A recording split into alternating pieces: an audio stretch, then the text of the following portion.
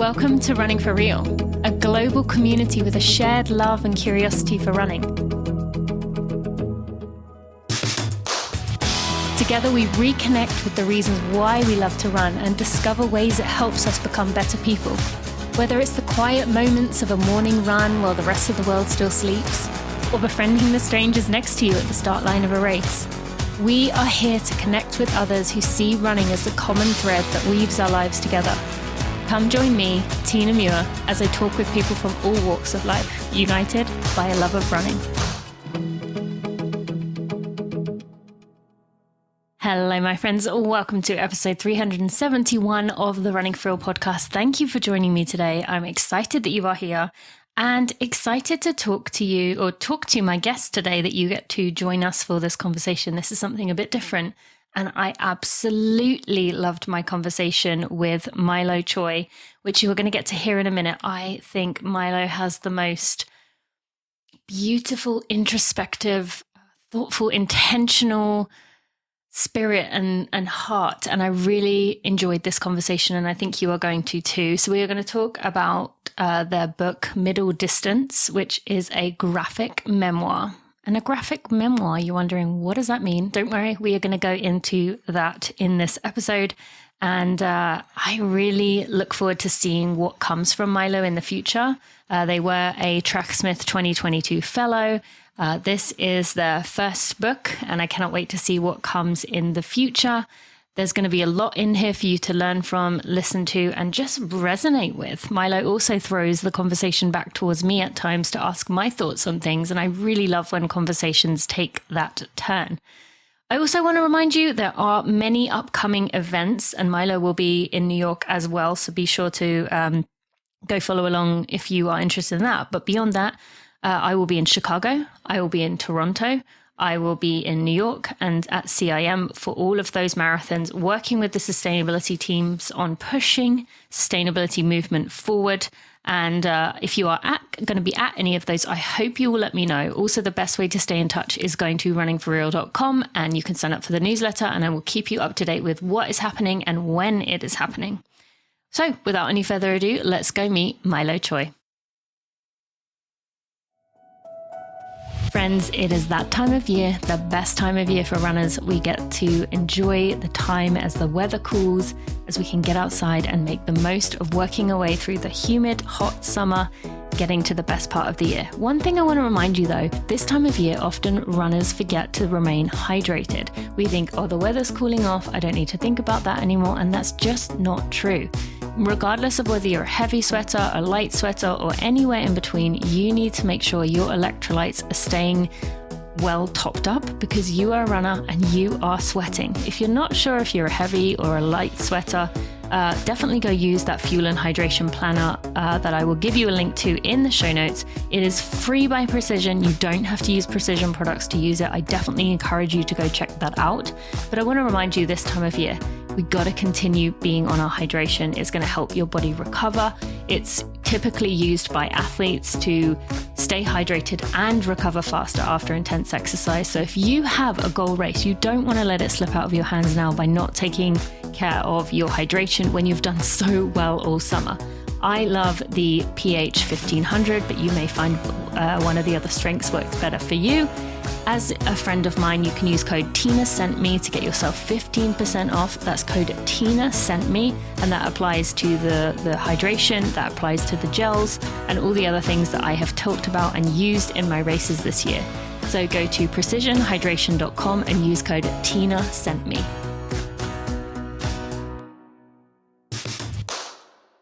Mylo, welcome to the Running for Real podcast. Thank you for joining me. I'm excited that you are here.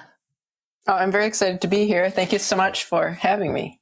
Yeah, thank you so much. I always love talking to the Tracksmith Fellows because I just think it always ends up being such a unique mix of creativity outlets. And I just find it like such a beautiful example of being who you are, like following what feels right to you. And especially in a case like yours, when you're doing something that is like never been done before, essentially, especially in the running world. But I'm I just love that the fellowship from Tracksmith seems to bring out these just unique and beautiful creative outlets in ways that the running community would never see. So I always think it's so good to be able to bring fellows onto the podcast. And actually, I might have you, just for anyone who doesn't know, who's listening to this and saying, what is a fellow from Tracksmith? Maybe you can explain what that is to start with, what that opportunity was for you. Yeah, and I think it's an opportunity that is available still. I think it's closed for the year, but hopefully next year it will continue. Yep. So Tracksmith, if you don't know, they make running clothes, but they do a lot in the community outside of that. And one of the things is this fellowship that is to support projects that exist at the intersection between running and creativity. I think the core idea being that when you're running, you have a lot of time to think your best thoughts, and there often is a connection. And the grants vary in amounts, I think, based on what your project is and what you need. But I will say that grant that they gave me as part of the fellowship has been totally instrumental in me being able to produce a graphic novel, which maybe you can or cannot imagine. It takes a lot of time, and I'm sure other books do as well, but this is the only thing I've experienced. And it's really hard to set out that time if you don't have some kind of financial support. If you're a working person, it's pretty challenging.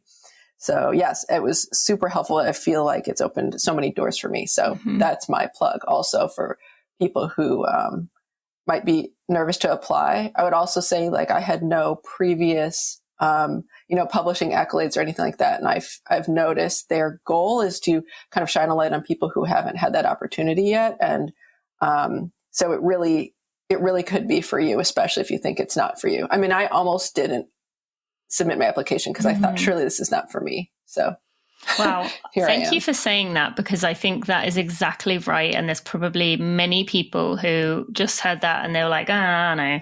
That's scary, right? You're submitting this to Tracksmith. Tracksmith is very well known in the running space. That a group of people are going to look at it, and they're probably going to be people that you admire and look up to. And especially, yours being the perfect example where you're putting a lot of yourself out there, like your vulnerability, your who you are, your story. That does take a lot of courage. So let's do two parts to this question. First, why don't you explain what a graphic novel is so people can understand how that is different from, submitting a proposal to, I don't want to say a regular book, but I don't know what is a written novel? I call them regular books. Maybe I need to reevaluate my language, but I don't know what you would call a written novel, a written book. Well, we can create that language now. Maybe it's a word for word document. Word for word, yes. So I want to encourage people because what it is, because people might have something in mind that is very out there and their own, and they think, oh, this is just my own thing I like to do by myself, but I'd love to do it more, but I'm too nervous to bring it out there. So what is a graphic novel? It's basically a comic book. It tends to be a little longer than a comic book. And I think the graphic novel label is used to maybe make it sound more appealing to adults. I'm not sure. And I do consider my book for adults, but I think kids, maybe they don't understand everything that happens in the book, but the pictures, it's I guess, kid friendly. I know that there are many graphic novels that are not kid friendly. And actually people have asked me when I told them I was working on a graphic novel if it was X-rated. And I said, not graphic in that regard. It is pictures and words together. Yeah, that's true. I do wonder, how many people with the word graphic make it think that it's something that it isn't. And then, so with that, what would you say to someone who's listening and they do have a passion for something that they don't know anyone else who likes? They do it in their own time. They do it quiet. They maybe don't show anyone. What would you say to that person if Tracksmith does do a fellowship again next year? I mean, I would, if you have an inclination to submit, it's certainly worth it. And something that I've learned, because previous to this, I applied to a grant for something else that I didn't get. And I felt like I was able to use a lot of the thought process that I had to develop. So actually applying to things is its own muscle, and it makes you have to clarify yourself why you're doing what you're doing and what is it that you want to say. And the clearer you get in what you want to say, the easier other people, the easier time other people have hearing you, which is kind of what you're trying to do through an application. And at the same time, if you are doing something and you don't feel like you want to get it out there, that's okay too. I think there's so much value in spending time in creativity, no matter what the audience is. And if the audience is yourself, that is also fine. And I encourage that. And in fact, I think that creativity is a human right, and that we should be allowed to do it no matter what's happening, like externally. I'm curious with that. Do you view, I think about this often, do you view writing an Instagram caption creativity?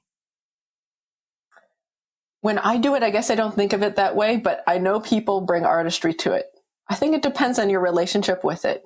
I think creativity is kind of a feeling, and you can feel if you're being creative, or you can feel like I'm doing this very mathematically. And I guess there's also creativity in math. So, I don't even want to limit it in that way. Okay. Yeah. I was just thinking about that. I was on the plane yesterday, coming back from somewhere, and I was sitting there, and I knew what I wanted to say. And I feel like for me, my descriptions of, on my social media posts are very long, like hitting the max characters. And so but I find I get into this flow where I just kind of go blah, blah, blah, blah, and then sometimes I just put it out and then go back afterwards. And I'm like, whoops, because it's spelt with the A and the U, the U flipped or something. I have to go through and fix it. But for me, I feel like I get into this flow where it just kind of comes out. And I view that as kind of like a pass for myself. Like I should really be doing something more than that. But that's kind of like, okay, well, I did that. So that's something creative today. Even if it was just, however, I don't even know how many words it is on Instagram, like 250 or something. I don't know. And so, yeah, I just wanted to ask you that question. Okay. Before we go any further, I want to get to know you. So you describe your relationship to running, your journey with running throughout the book. And we're going to go into some of that in this episode. But how would do you tend to describe yourself as a runner when you meet people? Is that one of the things you would tell them that you do? I guess, yes. I don't think I've ever introduced myself as, hi, I'm Mylo, I'm a runner. Yeah. But if someone asks, like, well, what do you do? What do you enjoy? Like, I'm like, oh, yeah, I like running. I think That's the first thing you'd say? I would say it's not one of the first things, but if they're asking me what I do for fun. Yeah. I struggle to find things sometimes that I do for literally just fun, because I just can make everything into work, honestly. Like, oh, I like drawing. Okay, now I'm doing this, graphic novel. Oh, I like, and so I'll just get really into my hobbies. I wouldn't say, I think, 10 years ago, it's probably one of the first things people would know about me, just because they probably met me right after I did a run, or I ran to work that day, or I ran to where I met them. I mean, it was just a big part of my life that you would sort of naturally know. Okay. And then is there anything else you'd like to share with our audience to get to know you a bit more before we go into getting to know your story through the book? Well, I did grow up in the Midwest, which is in the U.S. And people in the U.S. don't really know where Wisconsin is. And so I assume people outside of the U.S. wouldn't have much of an idea. And I think I live in St. Louis. I just want to clarify. Oh, okay. Yeah, you know that. You made me a book. Right. Yeah, yes. Okay, you know that. Okay. And it's north of St. Louis. Yeah. To locate it. Well, I know where Wisconsin is. I went to school in Michigan, so I was up, Michigan, up in the area. Yeah, people from Michigan do know where Wisconsin is because they're trying to say we're not that one, we're the other one. Yeah, yeah. One is one side of the lake, and the other is the other side. And I also know it because of the ferry. Like, there's a ferry that goes across, right? I've never actually done it, but I know a lot of people used to do that. Okay, so you grew up in Wisconsin, Midwest. What else? My family was Buddhist, and that was not there weren't that many other kids that were being raised Buddhist in my hometown. And so there's sort of like this religious difference. And then also, was that hard? I didn't think of it as hard.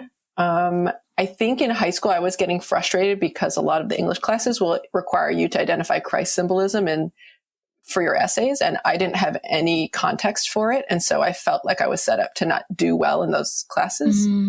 My best friend was raised Christian, and so she would help me a lot with like finding quotes from the Bible, because I was like, I don't know that a burning bush is something that occurs in the Bible, you know? So that was like a minor frustration for me. And I think it was part of, in this book, trying to choose a Buddhist like allegory instead of a Christian one.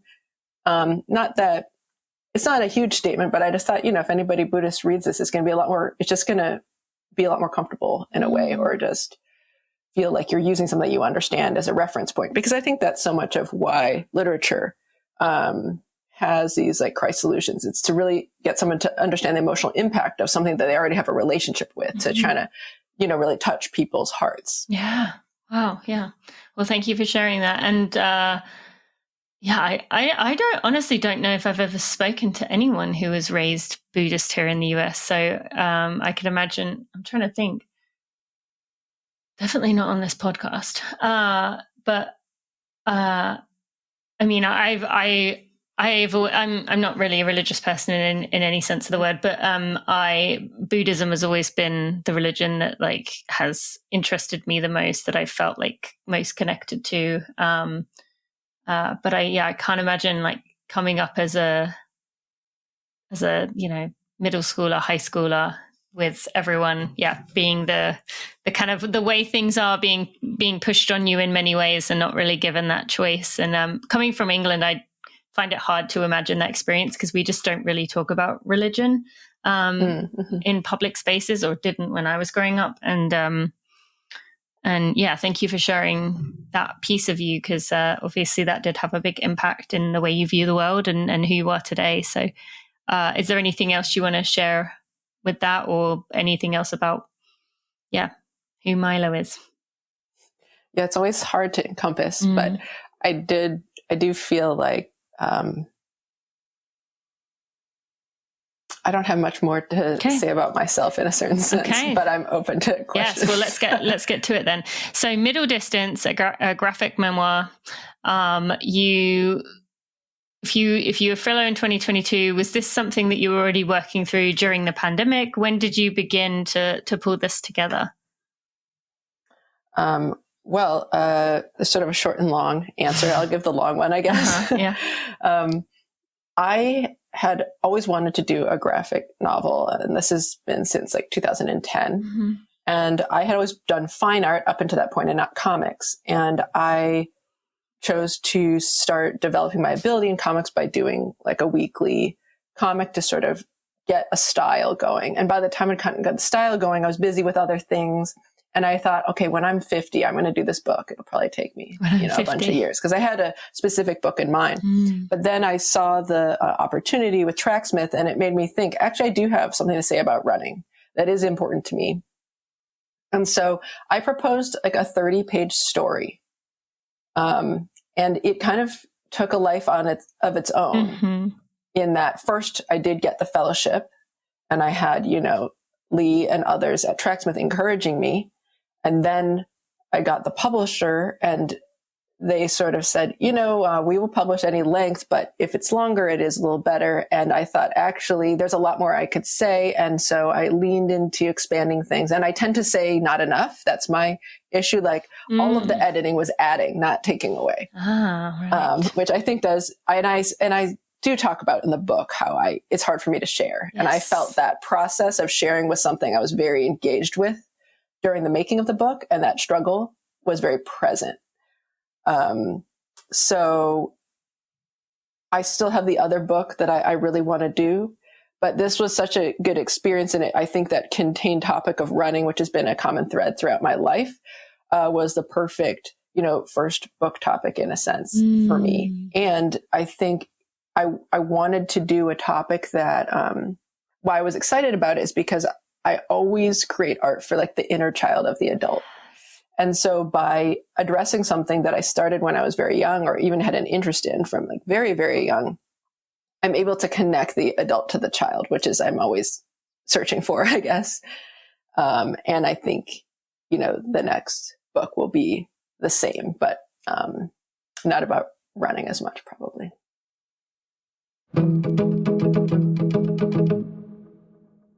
Friends, I am so excited. We are continuing our relationship with 2 Before, which is a blackcurrant pre-workout drink. What are blackcurrants? They are a berry. They are delicious, kind of slightly sweet, slightly tangy. They have been scientifically proven to increase cardiovascular endurance, speed up muscle recovery, reduce inflammation, and support immunity. While I've been working through my injury, I've been using my 2 Before to give my body an extra boost in that recovery period, while also using 2 Before in my workouts that I am doing, in the runs that I am able to do, because things are kind of crazy right now. So studies have found that New Zealand blackcurrants can improve athletic performance by 4.6%. So if you have a goal race that you are looking to really do something at in the next few months, this is the product that's going to help you get over that line, to give you that performance boost. You can take it before you start. You can take it during the run. That is one smart berry that is going to give you the multiple benefits of improving your endurance, speeding up your recovery, supporting your immunity, and it is just a delicious taste as well. Blackcurrants are something that in England we really enjoy and love, and you, as a friend of mine, can go to 2before.com. That's the number 2before.com and use code TINA to get yourself 30% off. That's code TINA at 2before.com. Go check it out.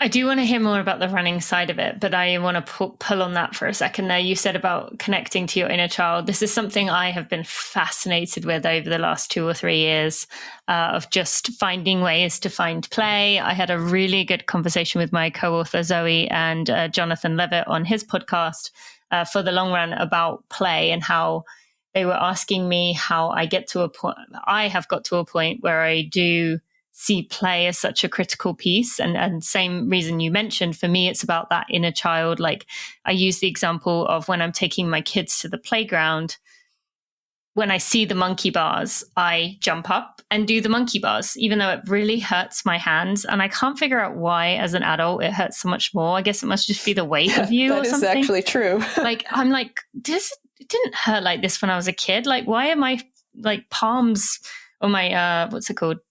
Inner knuckles, maybe. Mm-hmm. But anyway, but I go up there and I just do it before the thought comes through of like, oh, what if the other parents are like, what is that woman doing? Or, jumping in a lake mid-run. Actually, you said you live either in Hudson or near Hudson, on the Hudson River? I'm in the Hudson Valley. So maybe an hour from Hudson. Okay, so like Hudson is a good example of my friend who you may have come across at some point, Knox Robinson, would say to me, like, let's jump in the Hudson River. And I'd be like, yeah, let's do it. But before those thoughts come through of like, yeah, but then I've got wet shorts and it's going to be dripping in my shoes and I'm going to have wet socks. And what if I get sand in there? La, la, la, la. Before all that comes through, like, I love jumping on these opportunities that come up. And for me, I just feel like the more you, like you said about the muscle, the more I exercise that play muscle, the more I start looking at things as a world to play in, to have that inner child feel like she can just thrive, rather than it always being, especially I'm very much like a driven person, a go person, and it allows me to just like be in a moment. So I would love to hear your thoughts more on that, why that is such an important piece to you, connecting to your inner child. Sure. I'll answer that, but I also have more questions for you because I feel like that connects so much to your book, and you talk about joy. Yeah. So I'm flagging that because I want to ask that in a second. But, okay. Yeah, you answer it and then I'll answer it, or whatever you have. All right. So why is it so important to connect to the inner child? Mm-hmm. I think that the inner child maybe wouldn't be called the inner child if like the world didn't do so much to like beat it down. Yeah. Because I think it really is, a part of our humanity. Mm. And I've spent many years working in outdoor programming and done team building programs for both youth and adults. And honestly, there's not much difference in the challenges that come up and the way you need to facilitate people. Like, people need really clear directions. If you give them more than 2 directions at once, they're not going to do it. And that doesn't matter their age, I find, for example. But to me, the inner child is, at the core, it's love, and love that doesn't depend on an outcome. So things that we value without them having to do work for us, or really have a function. And I think art is that. Like, there's not a reason why we need it that you could like very, very much explain to someone who doesn't feel a way about art. But there's something about expressing yourself and expressing joy in something and feeling like your heart can live on the outside of your body instead of only on the inside, that is connected to that inner child. You know, like kids, they're like, my favorite color is red. It's like, why? They could not tell you why, but they love it, and they really, really, really, really love it. And they can express that love, and they don't have any thought in their mind of like, maybe this completely red outfit is a bit odd and maybe I need to tone it down. They're like, I like red, I love it, and I want more of it. You know? And I think as adults, we limit ourselves more because we're trying to think, like you said, what might another parent think if you're doing the monkey bars, you know? Yeah, my daughter went in this morning with this giant bow on one side. She had 2 pigtails, giant bow on one side. And like this, I dropped my other daughter off. I came back, bow on one side. And then like, I don't even know how to describe this. Some like mesh that you'd see on like a tutu, but like the size of my hand on the other side. And I said, oh, is that what you're wearing today? And she was like, yeah. Do you like it? And I was like, if it feels good to you, then go for it. But like, there was that part of me that was like, oh God, is that what you're choosing? Yeah. But, you know, she was just like, yeah, this is what I want to wear. Oh, and she also had another little clip bow right at the top of her head, like at the top of her forehead. So, naturally, yeah. So I was like, oh my, all right. But then, yeah, you're right. It was like a good example of like, you be you, like do what feels right. And so, yeah, I absolutely agree with that. And I do love that so much. And actually, weirdly, I don't know why I'm sharing this with you, but I feel like I want to. When I think you're quite maybe 10 years or so younger than me, but so I'm 35. But how old are you? Oh no, I'm older than you. You're older than me. Wow. I need to like hear your skincare routine because your skin looks incredible. Okay, well, you're older than me, then you would know this. Oh, maybe not. I don't know. But I very much watched The Little Mermaid religiously as a child. I knew it very well. Grew up, thought through the meaning of the movie a little bit more, and was like, no, I'm not. I don't want my kids watching this movie. Don't agree with it. Like the whole, you know, giving up your voice hit a little bit too close to home for a woman. And so when the remake came out recently, my daughter really wanted to go, and I was like, okay, like she's 5, she's in the princess stage, and the more I fought it, the more she wanted the princess stage. So I kind of just had to embrace it and let it go. And so, but I sat with her, and she wanted to sit in between my legs when it started getting a little bit, when it was one of the scary scenes. And then in some of the other scenes where they'd remade parts of it to make Ariel not look like a complete pushover who just, you know, oh, help me. They actually made, like, they changed some parts. And when I was watching that, like, while I was clinging my child, I felt like my inner child was like needed to see this. And it was almost like healing for me of like, I don't know, like rewiring my brain, I guess, with like what I so badly like wanted to believe and love as a kid. And I'd really felt this like fight in my head between like, I loved that so dearly, but my adult brain was saying like, no, that movie's not okay. Like, don't. And so for me, that felt very cathartic to watch it and see, you know, Ariel standing up for herself and like doing some things. And so it really, it was a weird feeling. Like I really felt like I was connected to my inner child with a physical child in front of me. It was a really surreal sensation. Like I got chills multiple times and I was crying because it was a weird moment. I don't know why I'm sharing that with you, but it kind of relates. No, that makes a lot of sense to me. I mean, I think it's like I'm very interested in like narratives that can speak to the inner child of the adult, like I said. Oh, and my question for you was, you talk about in your book how you really got burnt out from running, the pressure, and it seemed like very much like the need to like meet expectations that are adult expectations of like what you could do with the sport. And then in your book, you're talking about joy and kind of bringing back the life, like breathing life back into that running practice for you. Yeah. And like,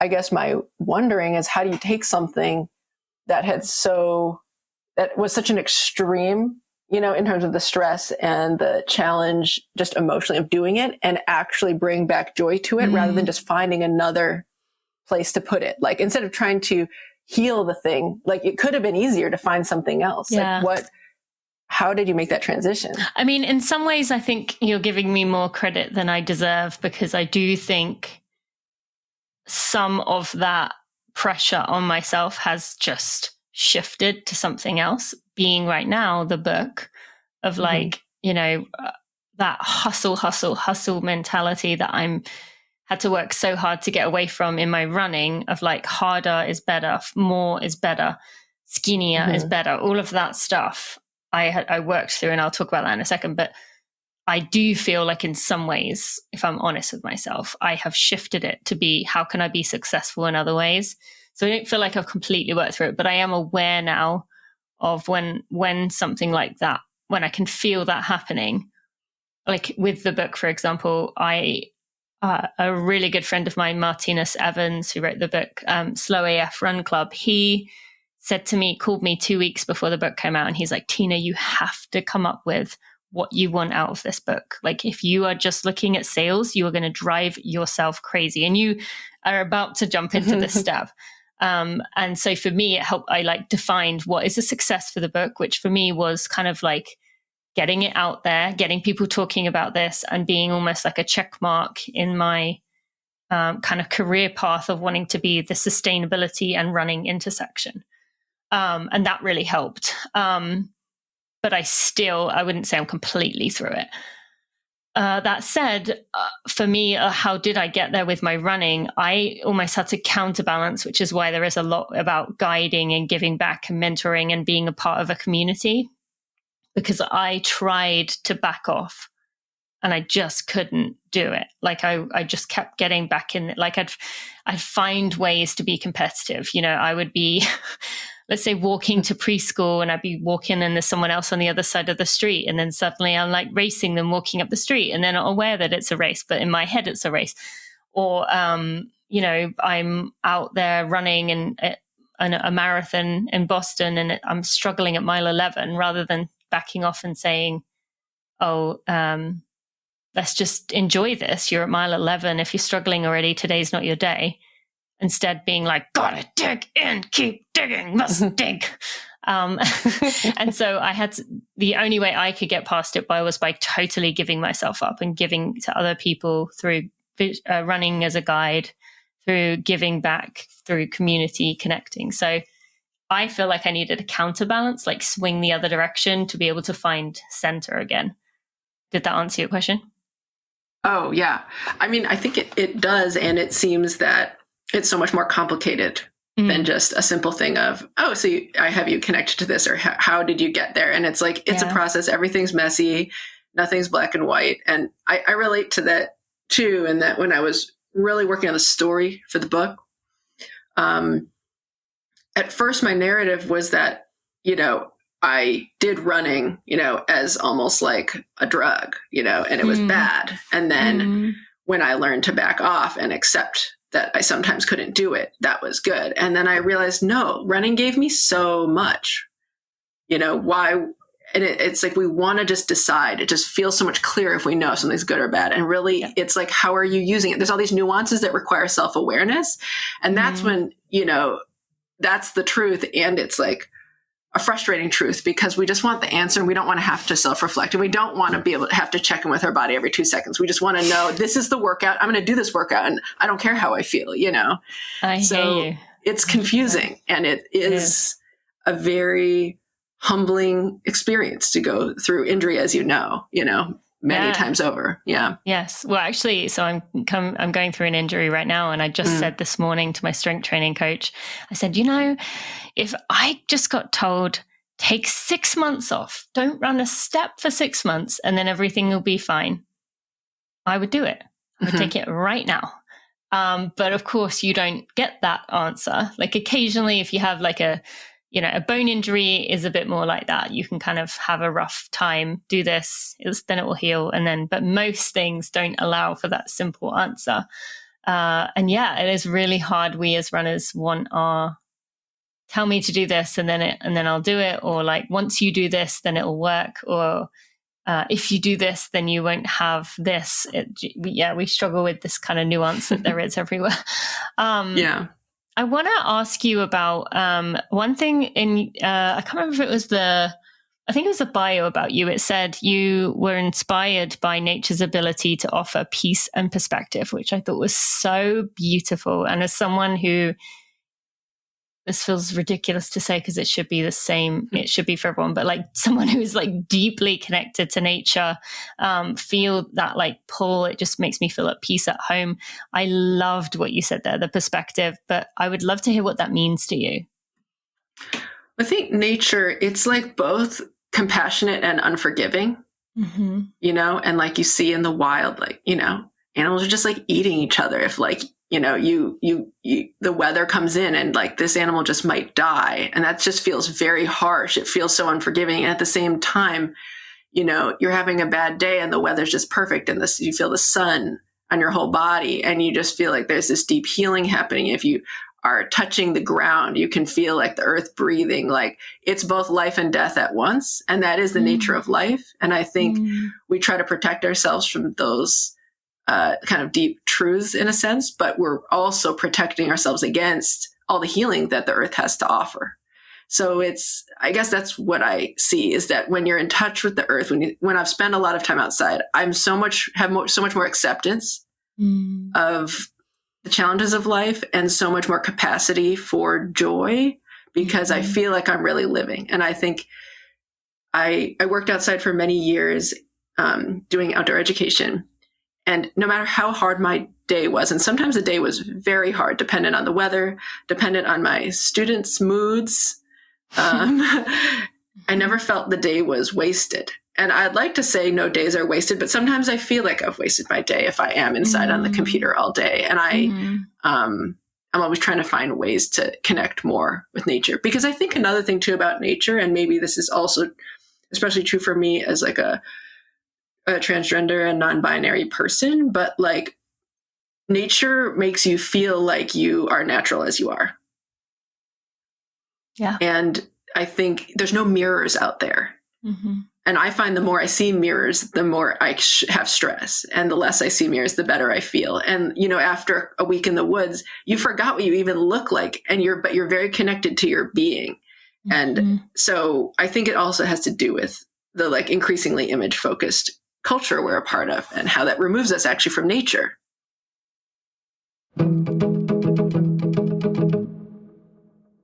Thank you to Tracksmith for all your support with everything that I am doing with Running for Real and beyond. I am so thankful for this relationship that I have with this brand. And I do call it a relationship intentionally. If you have seen about my book event that I hosted in Boston just recently, you will see that I called this a relationship. It is not transactional. It is not you do this, I'll do this. We have a friendship. We're besties. And there is with good reason, because I believe in all that Tracksmith is giving to our community to make our world better. They do so many different things within the community to show support, to put their money where their mouth is and care. Because now we want to find brands that care about our world and want to make the world a better place. And Tracksmith is that company. In addition, of course, to making incredibly high quality products that are long lasting. And that is one of the biggest things we can do if you want to make changes to be environmentally conscious, is to get quality items that last a long time and can handle the toughness of the way that we as runners treat our clothes. I want to just tell you about a few of my favorite items. The Lane 5 shorts are my favorite shorts. I know I always talked about the Session Speed shorts. I think I've shifted to the Lane 5. They have 5 pockets. They are perfect for marathon racing or ultra racing. One of those is zip pockets. The others are perfect for gels. They sit nicely, they do not ride up, and they are just very comfortable. So those Lane 5 shorts I am really enjoying. We are also just about stepping into the stage where my fave item of all time with Tracksmith, the Brighton base layer, is just coming into its own. This is the number one product I recommend for people who are new to Tracksmith, the Brighton base layer. It is ideal for fall, ideal for winter, ideal for just taking with you anywhere. I do take it on most trips that I go on. So as a friend of mine, if you have never used Tracksmith before, you can use code TINANEW to get yourself $15 off your order at $75 or more. If you are a current Tracksmith customer, you can use code TINAGIVE, and that will give you free shipping, and you will make a donation to Track Girls on behalf of yourself to show your support. So thank you so much to Tracksmith for sponsoring this episode, for supporting me. I encourage you to go check it out at tracksmith.com/Tina.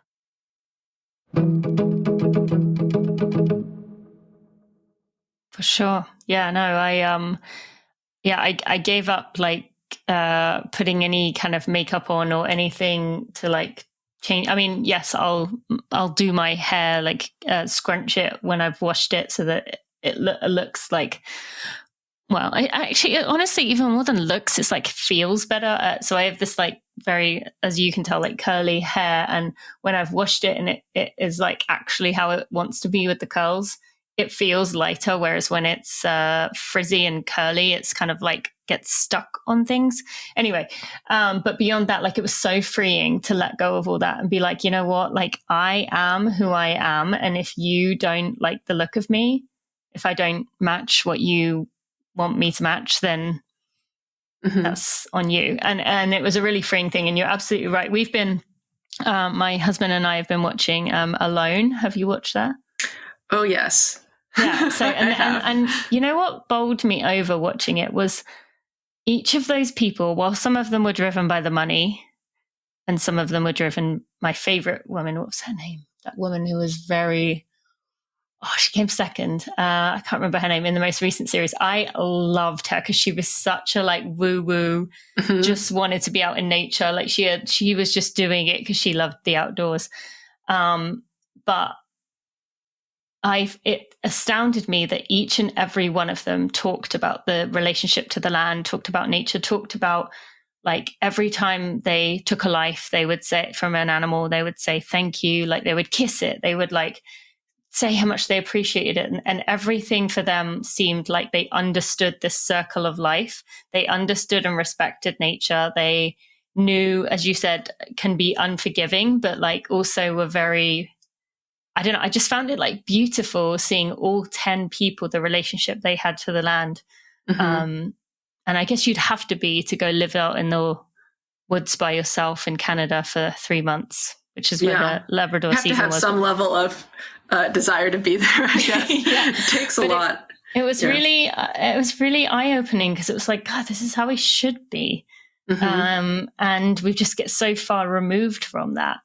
And so I've just really enjoyed watching it just for that reason with connecting.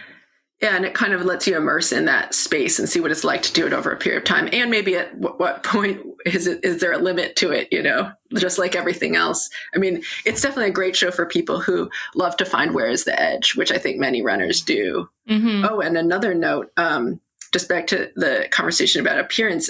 It's like, I think though, appearance is another one of those things that's neither bad nor good. It is the relationship to it.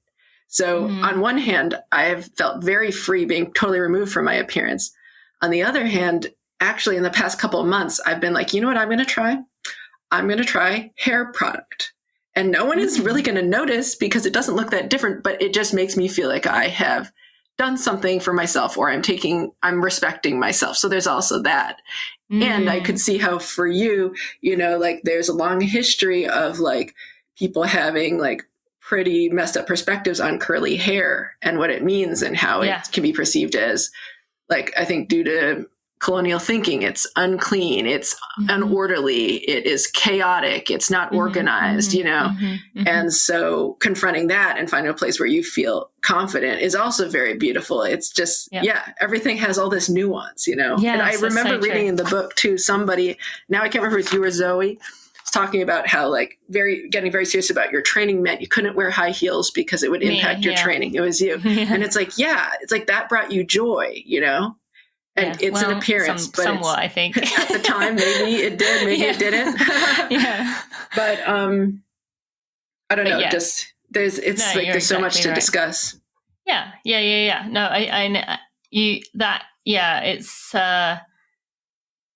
it's interesting. I have a lot of friends, actually, most of them you're not based in Boston, are you? Oh no, sorry, we just talked about that. You're in the Hudson Valley.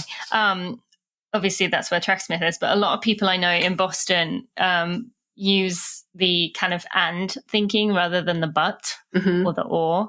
And I really am trying so much harder.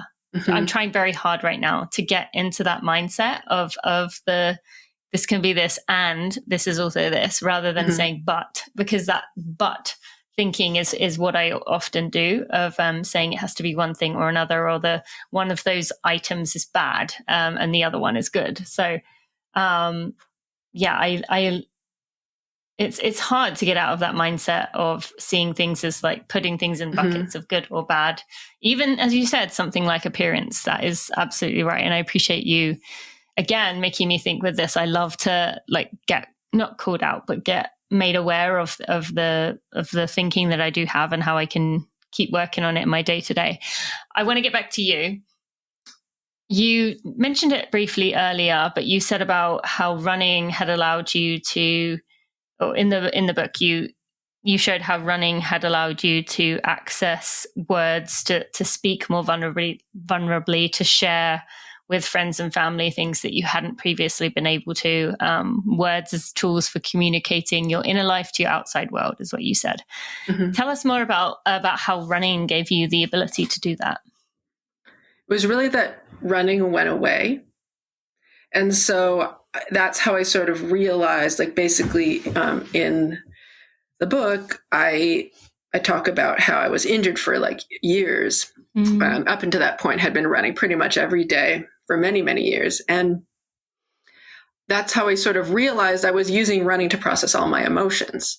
And, you know, that both had the impact of really positively supporting me with my emotions. And at the same time, I didn't have any diversity in tools of what to do about my feelings outside of that.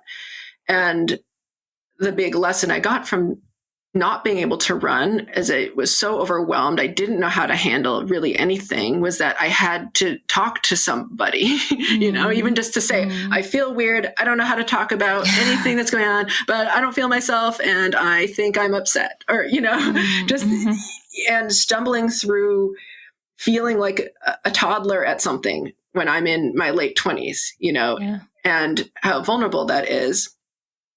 And I think what I came to realize is that to connect to people outside of myself, I had to let people in. And I think on some level, I felt like I was self-contained because running allowed me to handle my emotions without anybody else. And I didn't lean on anybody. And after the injury, I started to lean on the people around me. I started to feel like a mess when I felt like I before had kept everything buttoned up. And if you're going to lean on people, you have to show them who you are. And I don't think I had even felt like I didn't feel like I was hiding. But I think what I realized is that my assumption was always like, no one's really going to understand me, so why bother to explain? I know who I am. That's all that matters. And then I realized that's really not giving other people the benefit of the doubt. And, you know, help me get over that, I guess. Yeah. And that's such an important lesson to learn. I mean, that's not something that I have. I mean, I guess in many ways I have used running to process things. And I think most runners have at some point, you know, treated it as a version of therapy to avoid to kind of, it like helps simmer things down. You know, you go out the door and you're like mad at something or frustrated or upset about something, and you come back and you're like, oh, it wasn't so bad. But most runners know the feeling of an injury suddenly taking that away, and then you're left with all this like almost like simmering stuff inside you, and now it has nowhere to go. And for some reason, other outlets just don't give us that ability to do that. Other than, I will say, when I'm at the gym and when I have med ball slams, when you have the med ball and you can like slam it into the ground, I find that quite helpful for me. But noted for the future. Yeah, there you go. Slamming med balls on the floor is a good alternative, but you can obviously only do that. You've got like a 2-minute window, so you better pick carefully what your frustration you're trying to let go of is. Okay, so bringing it all together, beautifully done. I really enjoyed it. I haven't given it to my kids to read, so I should actually do that and see if my 5-year-old has a look through and actually is able to follow it. I might set a little challenge and see if she's interested. See if she like interested enough to follow along and tell me what's happening.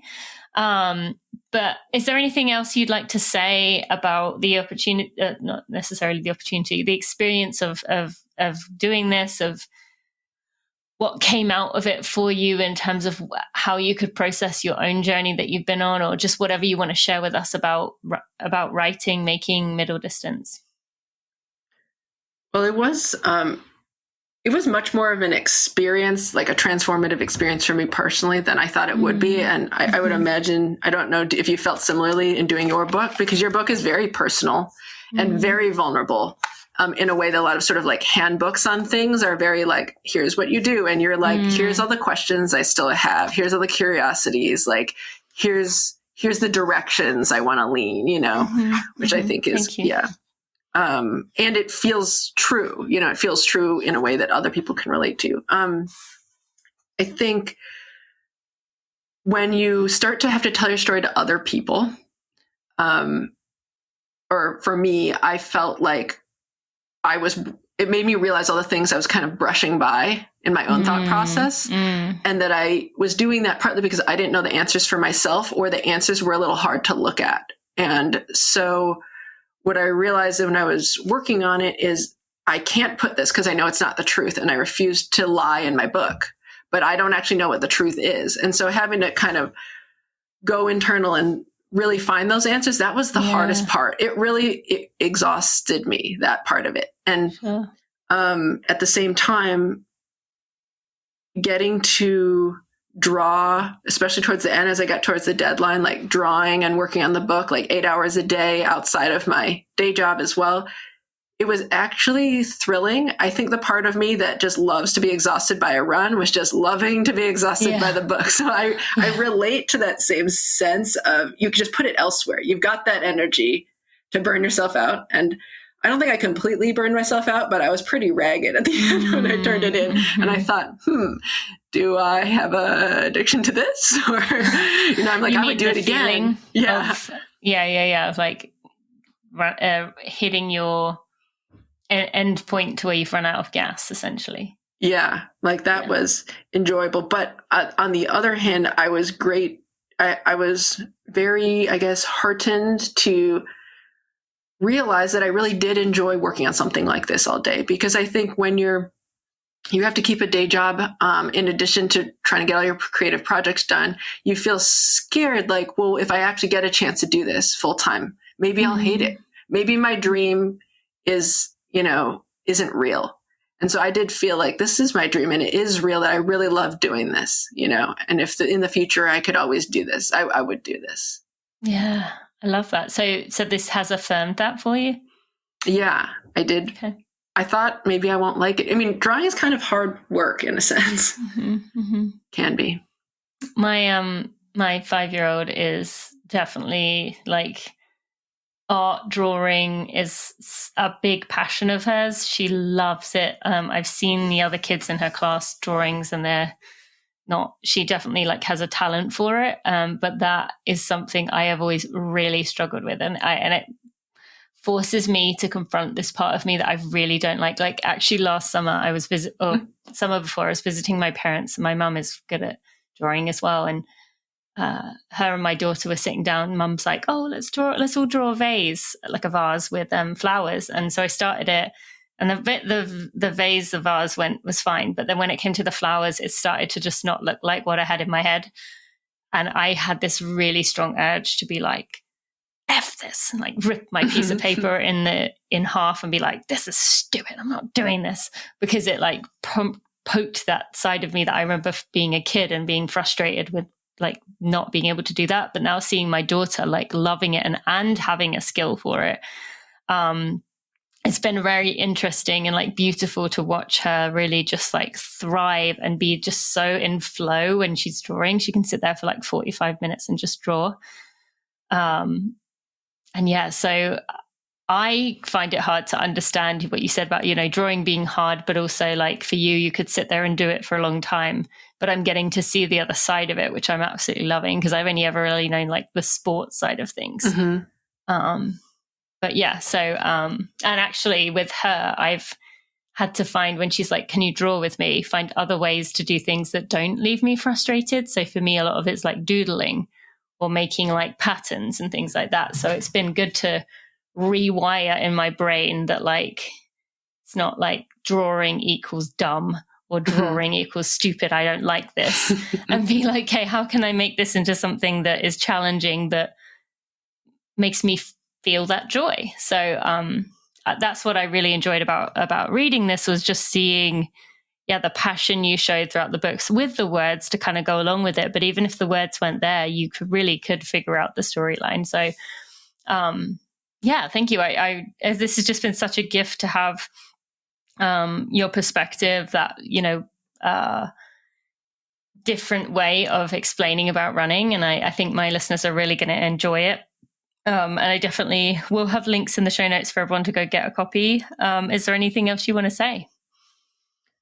Not really, just like, thanks so much. And also thanks for your book. It's just really nice to see books like this out there. And I did not, you know, train at like the college level or professional level, but I have friends who did, and, you know, really have sort of some of the emotional scars that come along with that. And I feel like seeing this kind of perspective come into the running space is very healing for people who went through it, and then is ensuring the whole other generation is going to have a much more healthy relationship to the sport. And that is, you know, the improvement we look for. I think like it reminds me of like how in the queer community, you know, I see these kids coming up now and think, oh my gosh, they have all this stuff I didn't have. But you know what? They have it because of what my generation did and the generation before. And I think that's true, you know, with these like punishing mindsets that we put on ourselves, or like with misogyny and all of this stuff, and anything we can do to unpack these patterns, even if as we're not able to fully do it for ourselves, that we can just start pulling that thread, you know, eventually it will unravel. So true. Thank you so much for that reminder. That is a powerful reminder to finish with. I appreciate you joining me, Mylo. I appreciate the work and heart and love you put into this book. It is just fantastic. I really enjoyed it. And can't wait to see what comes out next with this journey of yours. So keep up the good work. Thanks so much. Before we go any further, I just want to give a quick shout out to the Running for Real team. Without them, I would not be able to do barely anything compared to what I'm able to do today. They are behind the scenes. They are there for me. I am just so appreciative of them. To Jeremy Nessel, our podcast editor, audio consultant, and someone who's been with me since the start. To Sally Pontarelli, our content and operations manager, who is there day to day doing all the things to help me be successful. To Kelsey Wang, our head of design, and Louise Murphy, our associate designer. And finally, to Sandy Gutierrez, our photographer and content strategist. I am appreciative of all of you and wouldn't be able to do what I do without you. I really enjoyed that conversation with Mylo, and I hope you did too. And you go check out their book, Middle Distance, which you can go get. There'll be plenty of links in the show notes for you to get yourself a copy. As I mentioned at the beginning, though, they are also hosting an event in New York for New York's Marathon Weekend. So be sure to go sign up for that if you are able to. I'll put links in the show notes at runningforreal.com/episode 371. And I also want to remind you to go check out our sponsor links in the show notes. You can get 15% off Precision by going to the show notes link and using code Tina sent me. You can also get 30% off at 2Before using code Tina, and Tracksmith. You can get that $15 off your order of $75 or more with code Tina new, as well as a coupon for friends who have already been customers of Tracksmith. By all of those you can find in the show notes at runningforreal.com/episode 371. Thank you so much for listening today. I cannot wait to hear your thoughts on this episode. I hope to be seeing you at an event soon. And if I may ask if you could go leave a review if you have read Becoming a Sustainable Runner, that means so much. Thank you so much to the support for all of you who have already done that. I really appreciate it. I will see you next week. Thanks so much for listening.